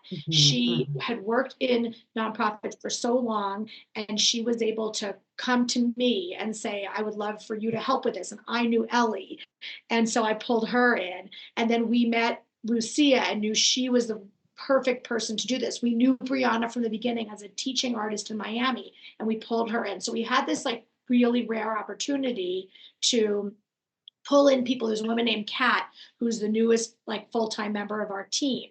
And she was another teacher that we worked with that we loved so much. So we're able to kind of organically pick people that we already have known in different ways and say like, we know you'd be a great member of this. a guy named Charles Benitez. I'm sure I'm allowed to say his name. We've known him for a lot of years. So we were able to kind of build a team, a really diverse team, I think, of people that we knew we would work well with and knew were in this for the right reasons. Is that a good answer, Ellie? It is, but why do you all, just because you thought they would work well, sometimes we select people because we know that, you know, we can get what we need out of them and they'll just follow orders. Good soldiers follow orders. Throw back to Star Wars. But for you, you're picking people that are actually quite like lovely and actually love the pedagogy. So is it something that you know in the interviews that you're picking out? And then also I told them that y'all are quite wonderful and they agreed. So, right, it's, you work together well, but usually it's always like the admin saying they work together well. Even your other staff members are saying y'all are awesome. So it's like, there's a lot of buy-in just completely. Why is there so much buy-in? You know that phrase, now I'm going to date, this is an old phrase too, but I think it's really true. The medium is the message, you know, like that idea of like, for us, I think like the model that we use of like being vulnerable. I mean, I think that I like to have a leader like Kevin to be open about not always feeling 100% every day all the time. He like sets a tone for All the way everyone. down. And then I think we work really hard to try to be like, you know, what are you bringing into the room with you? Like we start every Monday morning or Tuesday morning with like an honest conversation where everyone gets to say like what's in the room. And with love, listen to each other, I think. And that is the future of work, by the way, I think. And not just school, work in school, but like I think, until we're able to like be witnesses to each other, you know, that's the humanizing kind of element. So we're teaching we're teaching teachers how to do this in their classroom with their students. So we should be able to do it with each other. And I think we really try. But it takes courage because someone has to enter the room and be willing to say like, you know what, I actually had a very hard weekend. That takes so much bravery if you're the only one in the room. And I think our team, I think we do it with each other. We like really are good witnesses to each other. And we're also good at being like open about how we really are feeling. Don't you think, Sarah? I mean, we're also all different ages in different parts of the country. It's a national organization, different backgrounds. So I think we like really respect each other's differences. And like as a teacher, my group of students that I was really close to and started a nonprofit with are Bryanna's age and are older than Lucia. So like I almost have a motherly feeling about them. So I think there's like some genuine care there that breeds loyalty, you know, when you really feel like the people that you work with truly care about you. I mean, you two, from my perspective, seem to be like best friends. And I have no idea what your actual relationship is, but you two seem to be really enjoying yourself and caring about each other. Like you mentioned, Dr. Naz, that when you were crying and upset about the little girl that in your family or your family friend, that Spencer felt it. You know, that's caring about each other in a very genuine way, and that breeds loyalty and bond. You love me, Spencer. I know. I do. I actually do. I actually feel do. the love. I know. I know. I can't even like joke about that. Like, yeah. No, we love each other. But I want to ask, can I ask you guys a question? I said, like, I think this is the future of work where we get to like be like, that we would care about each other in a way, in that way. Do you think that that's the future? Do you think that's where we're headed? Or do you think we're headed in, because you made a little face like maybe you don't agree. Well, it's not or that I made a face. Well, I was making, I make a lot of faces. You know, like I have a face, I make them. You know, in case. She's like, why did you make that face? Calm down. I know. I'm just curious. Curious. I was thinking Spence. So I think what they're trying to say also is it's set from the top. So when I went like Kevin Love sets the foundation for all of it. So if this is what his company is about, then it needs to be tried and true, right? I mean, I feel like that's the vibe. It set the tone from Kevin. Themselves. Yeah, it's the culture that you create from the top with Kevin. And I think that's what really, I mean, because you can always tell what a company is going to be about from the top person who's in charge of that, right? Or who creates it. It's because they're the ones picking everyone else. Yeah. And so if you have somebody who's all about business and not about anything else, then that's all you're going to get is just people about business. And you're not going to get anything else from that. Yeah, all of that. You have to be a humanizing group, you know, at that level. Yeah. Yeah. And unfortunately, we don't see a lot of people at the top that are actually going to be on that human level. They only see you as either a number or the money of what you can produce instead. And that's why I think for me personally, and maybe for Nas too, is that maybe that's why we don't get a lot of these jobs that we get too, is because we can add more than just numbers to a culture, but they don't see that. They only see the end result. They don't see what goes into after that. They don't really care about like, oh, we want somebody who can actually liven up this, our pool that we already have with people, or maybe connect with others on the team. We're kind of looking for people that kind of produce and like Safe. they're okay with getting along with people. Safe. They're okay. It's different skill sets, right? Like I think it's unusual in the Kevin Love Fund that Ellie and I, as kind of the co-directors, were also former teachers and counselors. Yeah. Our background is supporting and lifting up. So it's different. And that's not the same skill set as many managers. Like That's a really good point. So That's a really good point. Sarah and I kind of approach our role. It's like once a teacher, always a teacher, right? Like if you went to school to be a teacher, and maybe this is true for being a therapist too, I wonder, like your role is to be this presence that lets another person shine. You know what I mean? Like trying and that's probably why, Dr. Naz, you were so successful when you did lectures at Purdue, because your background, or at least I know you went to school to help and be a helper. Yeah, this is a bunch of different reasons because of my identities, me being a very tall, masculine boy. So when we go in and talk about emotions, it's actually very often feminized and taught by women, specifically white women. And so it ostracizes or discounts, like a lot of folks, doesn't matter what gender, if they're masculine or not. A lot of athletes very masculine. A lot of folks of color very masculine. It cuts out all the boys pretty much too. And so when I go in there and I talk about emotions, automatic buy-in.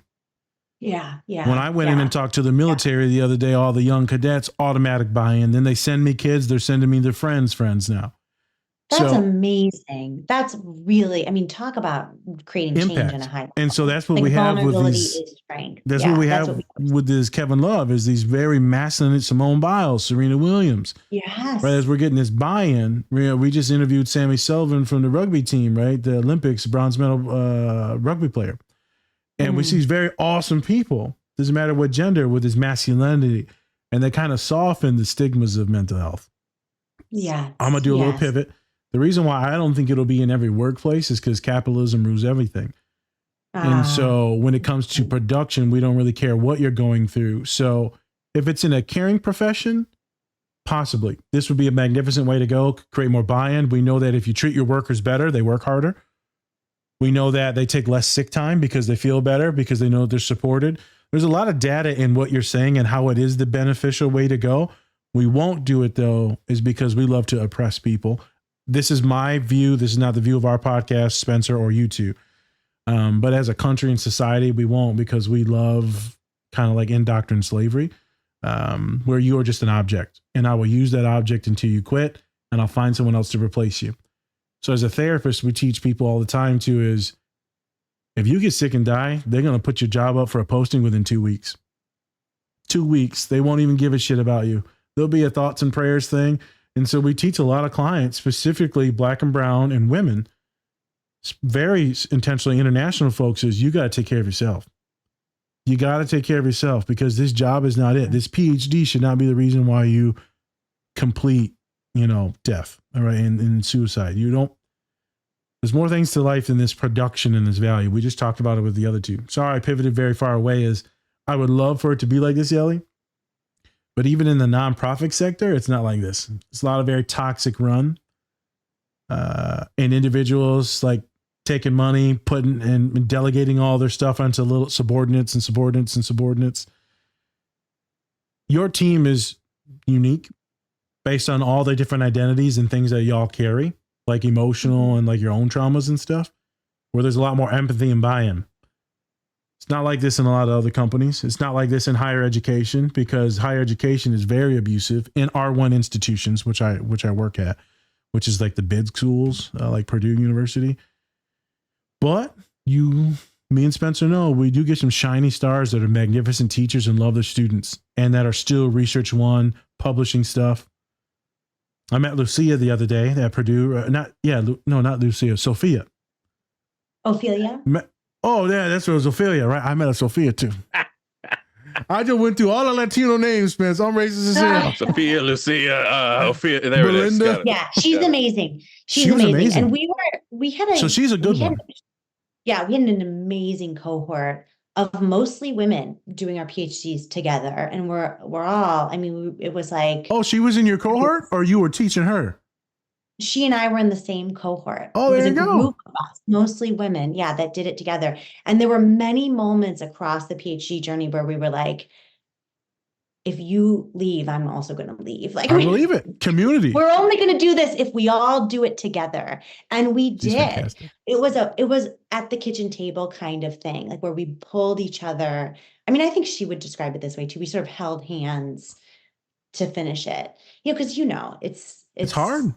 Yeah, it's really hard. Hey, real quick. Yeah, so we sort of lived it. But I guess that's why, Yeah. and I'm not saying that you're not right, but I guess I how know. I feel is I can't change the whole system of everything. I can't No. even understand it all. No. What I can control is my garden plot. Like my mom used to say, you've got your little, she's kind of a gardener. You've got your garden. It's your job to take care of this. All you can control. You're not like in charge of the whole world of it. Yep. But I do feel like, and that's what I love about what Kevin's done, like to be the change you want to see in the world. If everybody does that, that's how it actually changes. But all you can do is your own little garden plot. So I feel like Sara and I feel like we've got a clear Focus. vision of what's ours to Yep. kind of tend to and care for. And then can we do it in a way that's supportive and sustative and breeds. And that's right. breeds. And I do think that I'm an optimist. So I really do think I'm an optimist that too. is I what just they know I know how polluted the world is. I'm an optimist. Sara said something earlier. She said, I ain't changing the world. But the thing is, you do actually change the worlds every day. You change worlds every day. And I always like to pivot on people saying that. You didn't say it like negatively, but you say, hey, I don't know if I can change the world. I don't know. It's too big. Yeah, that's too overwhelming. for me. Overwhelming. Yeah. But Too we much change responsibility. we change worlds every day. We're changing worlds on the podcast. Yeah, That's these right. That's conversations right. are really important. Yeah. Yes, they are. Spencer, They are, for you know sure. this about me, right? I don't give a shit if anyone listens, but I know me and you made those other two laugh before this and have a good day. Yeah. I know me and That's you all had I a good got. day. Well, there's Yeah. something also I think special about you. It's not just that you're a male or a person of color. You also have an energy about you that's very disarming. And I have to imagine part of your success. That's what we call the diabetes. Oh, my gosh. I gotta take my pen. Oh my God. I'm sorry. They can't laugh at that. They get canceled. Sorry, we'll laugh for you. I appreciate that. I appreciate you, Sara. So real quick, do y'all got to skedaddle? Because we're 15 minutes over. Yeah, I just emailed someone that I'm going to push the call back 15 minutes because I kind of forgot you were so enjoyable that I wasn't looking at anything. And then I looked at the time. Spencer, let's. Yeah, I have- Oh, you wanted to talk about Spider-Man, right? Oh, yes, we can do that before we hop off, for sure. Well, Spence, you can ask that question and then let's get out of here. No, you go ask. You wanted to bring it up. You got it, bro. Well, You got it. Spencer's like, hey, have you seen this thing that Kevin Love did? Yeah, right. He's partnership of it. We should do a review. So we did a review of it and talked about the anxiety, the OCD, the supportive parent, the panic attacks, the phobias, that demon that follows you of anxiety or depression. Right. What was it? The sleep paralysis. We talked about a bunch of stuff. And so Yeah. how in the hell did that become a thing with Sony Pictures? And then let's do a wrap up and get out. Okay, Ellie, you want me to answer this one? You started and then I'll just jump in. Okay. So I just love that, again, I am really a skeptic, I feel like, and Ellie's the optimist. I have to get her like a team optimist shirt. But I remember thinking like, this is a big thing that we're trying to do and how is it really going to pan out? And it was just this beautiful partnership with Sony Pictures that they felt that we could be a good nonprofit to collaborate with to help put this kind of social impact as a PS to this beautiful short film that Jarrell Dampierre directed and that Sony Pictures produced, and Marvel. I believe it was all in collaboration. I feel like I need to say all the names. But what was cool for us is this idea that kids look up to Miles Morales, as not only a superhero, but a teenager and a person of color and someone that seems like he has everything together and is so cool. And then just show that behind closed doors, he was struggling.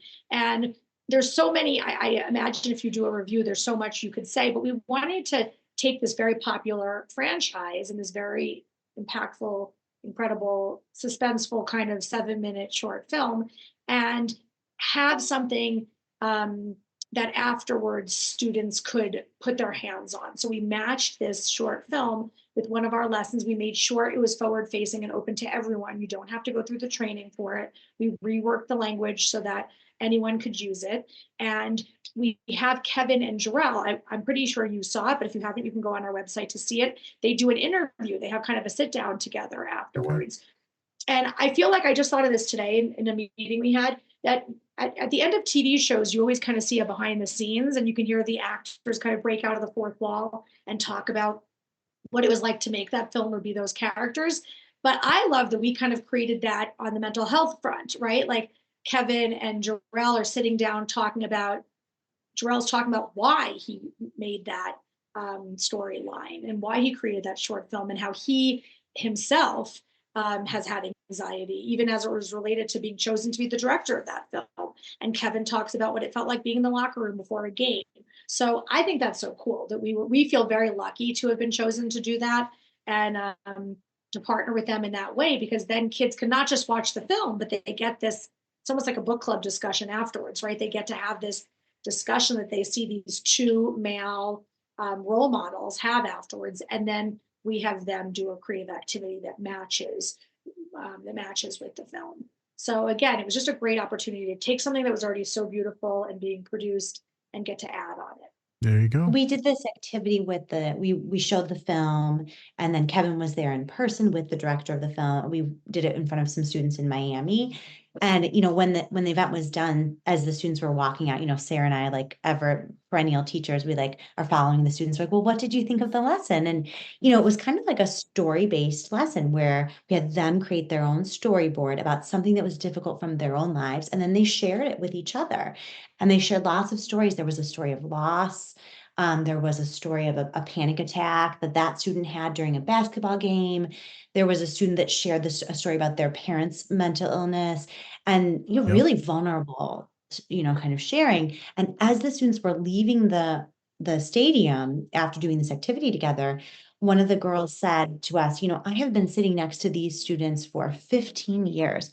I had no idea that any of them had been through what they'd been through. And I feel so close to them. And it's like, Sara just sent us this article from the New York Times this morning about we actually have the solution to the loneliness epidemic. It's such a beautiful thing to know the power in hearing each other's stories and normalizing talking about how we really feel. And this Spider-Man lesson in one 45-minute or 1 hour class will create a change in a classroom that you will see the benefits of far into the future. If all you do is this one lesson, and the rest of the curriculum is going to deepen and strengthen those connections and build more tools, but this would be a really powerful lesson, and you can access it by going to the kevinlovefund.org. This is me knocking on people's door. I love it. Yeah. And it just it's really impactful. And a lot of kids will roll their eyes and think that social emotional learning is cheesy or, that it doesn't feel relevant, but the Spider-Man lesson is the antidote to that because it's very cool. It's an incredibly cool film. It's really relevant. It feels like Miles Morales feels like them, it feels like, oh, what the things he's worried about are the things that I'm worried about. So it's just sort relatable. of, it's just relatable. Fit any setting.